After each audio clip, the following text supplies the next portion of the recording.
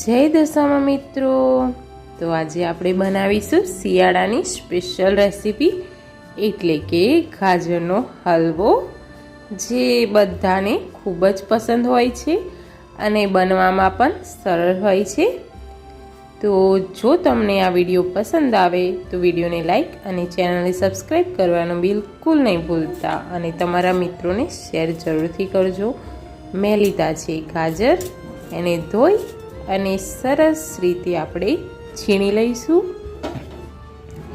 છીણાઈ જાય એટલે આપણે એને એક ડીશમાં કાઢી લઈશું।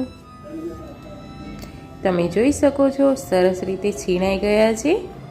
આ રીતે છીણવાથી ગાજરનું ટેક્સચર ખૂબ જ સરસ આવે છે। હવે આપણે બનાવવાનું શરૂ કરીશું। તો એક કડાઈમાં 2 ચમચી જેટલું ઘી એડ કરવાનું છે।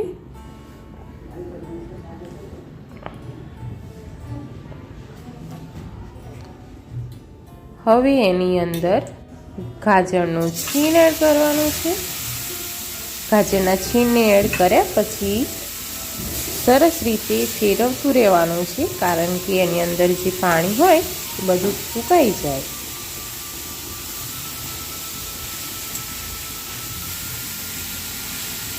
ધીમે ધીમે હલાવતું રહેવાનું છે જેથી બળી ના જાય।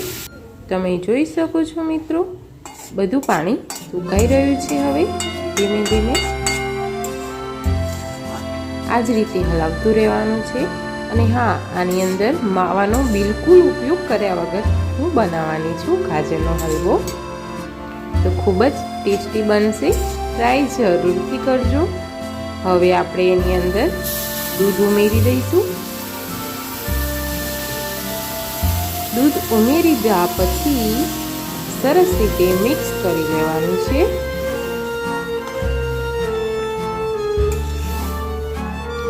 અને પછી એને 5 મિનિટ માટે ઢાંકી દેવાનું છે।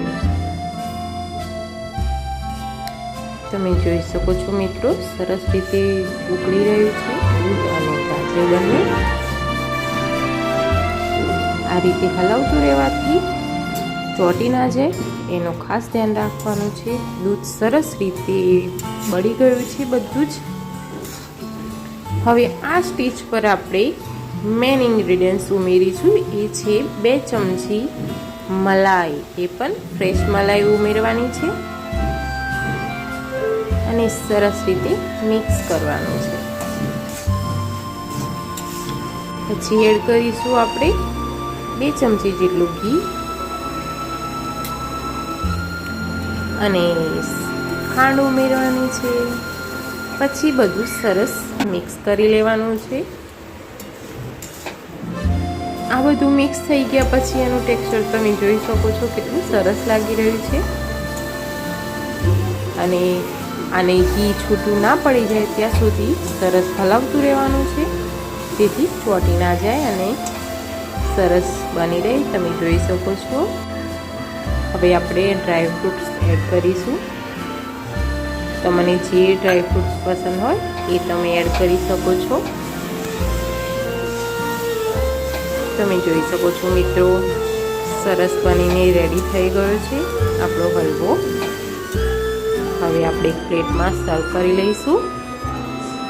ટેક્સચર બી સરસ છે અને ટેસ્ટમાં બી સરસ છે। તમે એકવાર જરૂરથી ટ્રાય કરજો। અત્યારે આમે ગાજર તો મળે જ છે, તો એનો ફાયદો બી ઉઠાવવો જરૂરી છે ને। તો જોઈ શકો છો મિત્રો, રેડી છે આપણો ગાજરનો હલવો। હવે ગાર્નિશ કરી લઈએ અને પછી ટેસ્ટ કરી લઈએ। તો ચલો મિત્રો, બાય।